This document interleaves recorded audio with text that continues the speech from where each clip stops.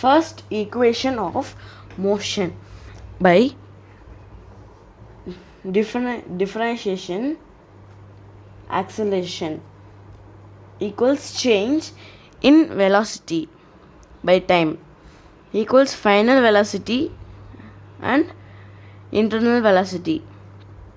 Time equals 0 OC minus OD by OE equals DC by OE. A equals DC by T. DC equals AB equals AT.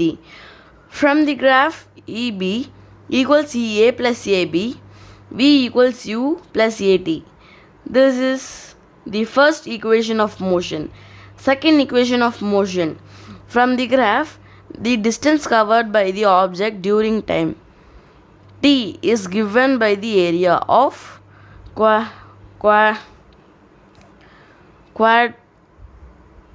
quadrangle DOEB. S equals area of the quadrangle DOEB equals area of the rectangle DOEA plus area of the triangle DAB equals AE into OE plus 1 by 2 into AB into DA. S equals UT plus half AT power by 2. This is the second equation of motion. Third equation of motion. We see that the distance covered by the object during time T is given by the area of the quadrangle DOEB.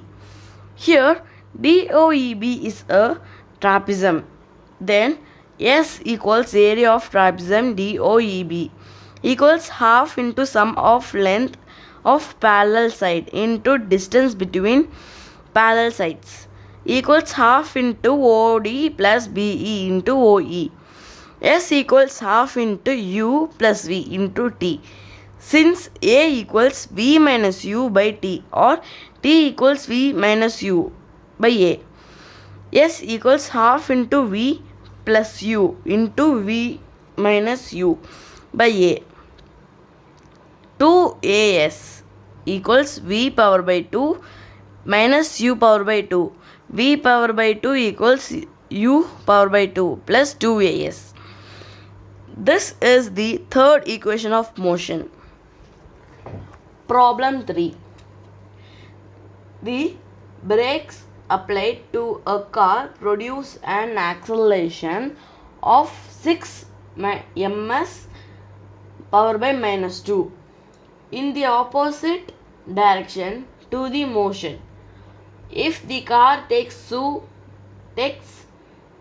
seconds to stop after the application of brakes, calculate the distance traveled during this time. This solution is, we have been given A equals 6 minus 6 ms power by minus 2. T equals 2 seconds and V equals 0. From the equation of motion, V equals U plus AT. 0 equals U plus minus 6 into 2. 0 equals U minus 12. S equals UT plus half AT power by 3 equals 12 into 2 plus half minus 6 into 2 into 2 equals 24 minus 12 equals 12 m. Thus the car will move 12 meters before it stops after the application of brakes equals U equals 12 ms power by minus 1. Motion of freely falling body. Activity 4. Take a large stone and a small eraser. Stand on the top eraser. Stand on the top of the table and drop them simultaneously from the same height. What do you observe? Now take a small eraser and a sheet of paper. Drop them simultaneously from the same height. What do you observe? This time take two sheets of paper having same mass and crumple one of the sheet into a ball. Now drop the sheet and the ball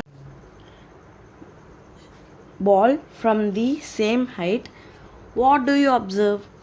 From activity 4, you can observe that both the stone and the eraser reach the surface of the earth almost at the same time. When you drop the eraser and paper, the eraser reaches first and the sheet of the paper reaches later. You can also observe that the paper crumpled into a ball reaches ground first and plain sheet of the paper reaches later. Although they have equal mass, do you know the reason? When all these objects are dropped in the absence of air, medium, vacuum, all would have reached the ground at the same time. In air medium, air offers some resistance to the motion of freely falling objects, but it is negligibly small when compared to the gravitational pull acting on the stone and rubber. Hence, they reach the ground at the same time. It can be seen from these activities that the magnitude of air resistance depends on the area of objects exposed to the air. We know that an object experience acceleration during free fall. This acceleration expressed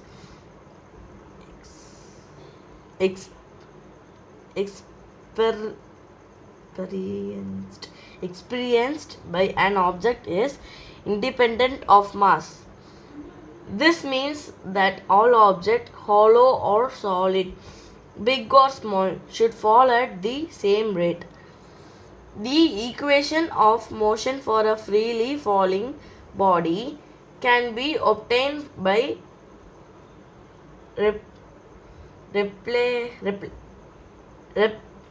replacing A in equations with G, the acceleration due to gravity for a freely falling body which is initially at rest. U equals 0.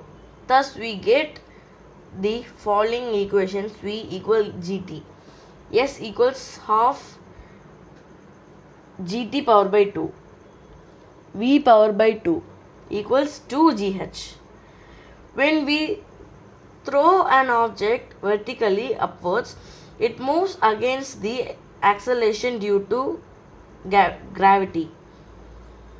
Hence, A is taken to be minus g, and when moving downwards, A is taken as plus g. Activity 5.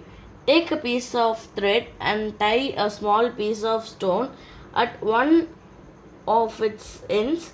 Rotate the stone to describe a circular path with constant speed by holding the thread at the other end. Now release the thread and let the stone go. Can you tell the direction in which the stone moves after it released? If you carefully observe, on being released, the stone moves along a straight line tangential to the circular path. This is because once the stone is released, it continues to move along the direction it has been moving at that instant. This shows that the direction of motion changes at every point when the stone was moving along the circular path. When an object is moving with a constant speed along a circular path, the velocity changes due to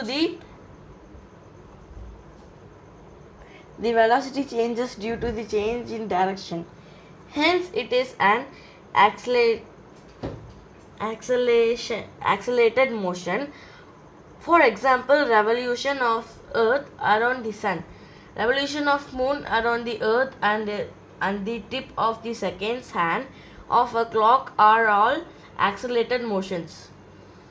If an object moving along a circular path of radius r takes time t to come back to its starting position, then the speed v is given by speed equals circumference by time taken. V equals 2 pi r by t. 2.9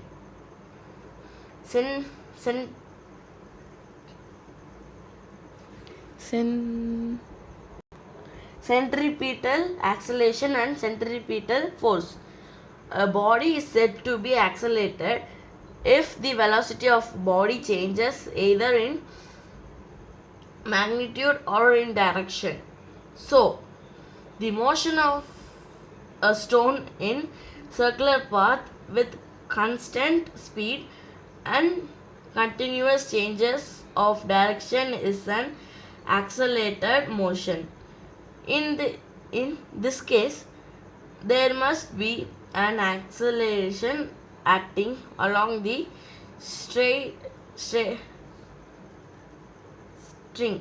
direction directed inwards, which makes the stone to move in circular path. Figure 2.9 centripetal acceleration and centripetal force. This acceleration is known as centripetal acceleration and the force is known as centripetal force. Since the centripetal acceleration is directed